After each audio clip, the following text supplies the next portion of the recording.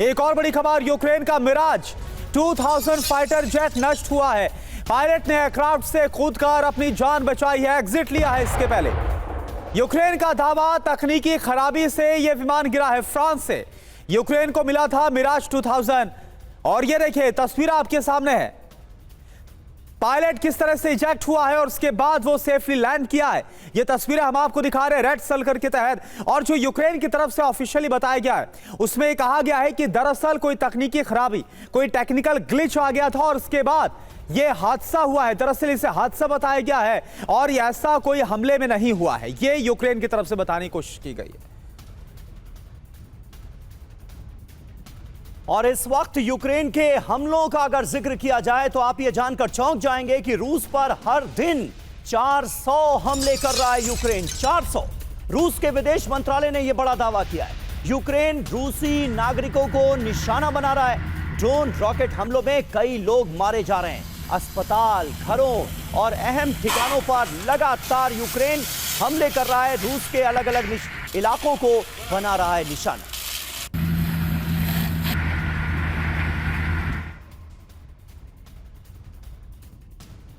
और देखिए एक और बड़ी खबर, यूक्रेन के अहम ठिकानों पर रूस का हमला हुआ है। रूस 90% ड्रोन हमले कर रहा है। ऊर्जा ठिकानों पर 700 से ज्यादा अटैक हुए हैं रूसी सेना के हमलों पर। यूक्रेन का यह बहुत बड़ा दावा।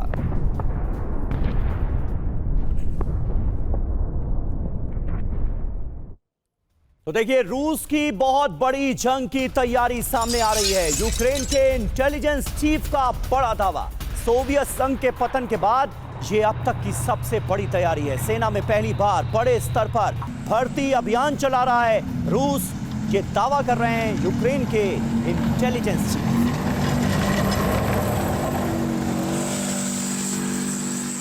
तो आप देखिए क्या वही होगा जो कि बहुत वक्त से जिसको लेकर पूरी दुनिया में टेंशन हाई है। क्या नेटो वर्सेस रूस देखने को मिलेगा? यूक्रेन आखिर क्यों यह कंफर्म कर रहा है? अब दावा क्या है, पहले इस पर नजर। बड़े स्तर पर युद्ध की तैयारी में जुटा हुआ है रूस। सैन्य सुधार पर $1.1 ट्रिलियन खर्च करेगा। सेना में बड़े स्तर पर भर्ती अभियान की तैयारी है। मॉस्को और लेनिनग्राड जो है वहां पर नए डिवीजन ब्रिगेड को बनाया जा रहा है। नई सैन्य इकाइयां बनाने का भी जो प्लान है वो है ये। किरिलो बुडानोव जो कि यूक्रेन इंटेलिजेंस के चीफ हैं, उनकी तरफ से दावा है। अब सवाल इससे क्या उठ रहे हैं, क्या रूस नेटो से जंग की तैयारी कर रहा है? वजह क्या है? जंग के लिए यूक्रेन को हथियार दे रहा है नेटो। लंबी दूरी के हथियार यूक्रेन भेज रहा है नेटो। और ये शरदेंदु सर, ये तो सबको पता है। भले ही अमेरिका कितना ही दिखावा कर ले, लेकिन नेटो और रूस की अदावत ये दशकों पुरानी है, ये सबको पता है। क्या वाकई में आपको लग रहा है जो यूक्रेन दावा कर रहा है, क्योंकि कई जो खुफिया रिपोर्ट्स है उसमें भी कहा गया है कि हालात उस तरफ जरूर जाएंगे जब नेटो वर्सेस रूस देखने को मिलेगा? आपको लग रहा है? देखिए मेरा मानना है कि नेटो वर्सेस यूक्रेन, नेटो के साथ यूक्रेन हमेशा खड़ा है। आज की डेट में जब से 3 साल पहले से ये युद्ध शुरू हुआ, और नेटो और पूरे आप यूरोपियन कंट्रीज को देखेंगे तो कहीं ना कहीं वो रशिया के साथ जेल नहीं करते हैं। वो एक अलग तरीके की सभ्यता है, अलग तरीके की सोच है। तो अगर ये इस तरीके का जब क्लैश होता है तो उसमें नेटो का आगे आना मेरा मानना है लाजमी है, क्योंकि ये लड़ाई नेटो वर्सेस रशिया है, ये मान के चलिए। यूक्रेन तो मोहरा बना हुआ है। यूक्रेन नेटो से हथियार लेता है, अमेरिका से हथियार लेता है और रशिया के अगेंस्ट इस्तेमाल करता है। और यही सबसे बड़ी वजह है रशिया की कि यह युद्ध इतना लंबा चल रहा है। कहीं ना कहीं यूक्रेन को में तो तबाही उसने मचाई है।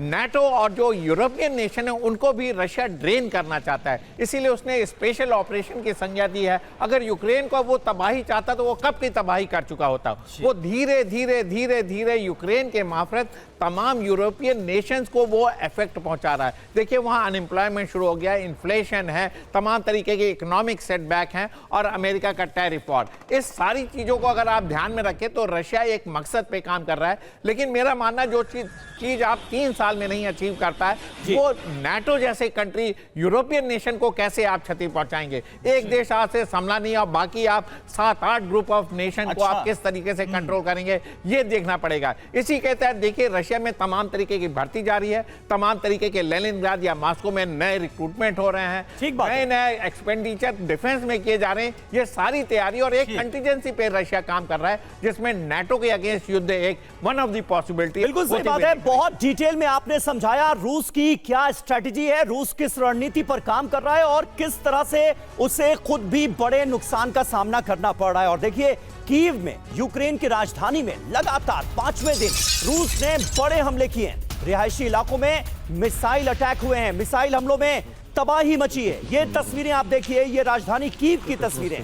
कीव पर हमलों के बीच ज़ेलेंस्की के बंकर में होने का दावा किया गया है। कीव में चलती हुई नजर आई कई रेजिडेंशियल बिल्डिंग्स भी। हमलों में कई रिहायशी इमारतें तबाह हो गई हैं। तस्वीरें आपके सामने। और एक और बड़ी खबर है, ये देखिए आप, यूक्रेन के सूमी में रूस का विध्वंसक अटैक हुआ है। सूमी में गिरान ड्रोन से बड़े हमले का दावा। शॉपिंग मॉल में भीषण हमलों से तबाही। भीषण आग की चपेट में 5 रिहायशी अपार्टमेंट। हमले में 20 से ज्यादा लोग घायल हुए हैं, कई गाड़ियां तबाह। ये देखिए आप, सूमी की तस्वीर आपके सामने।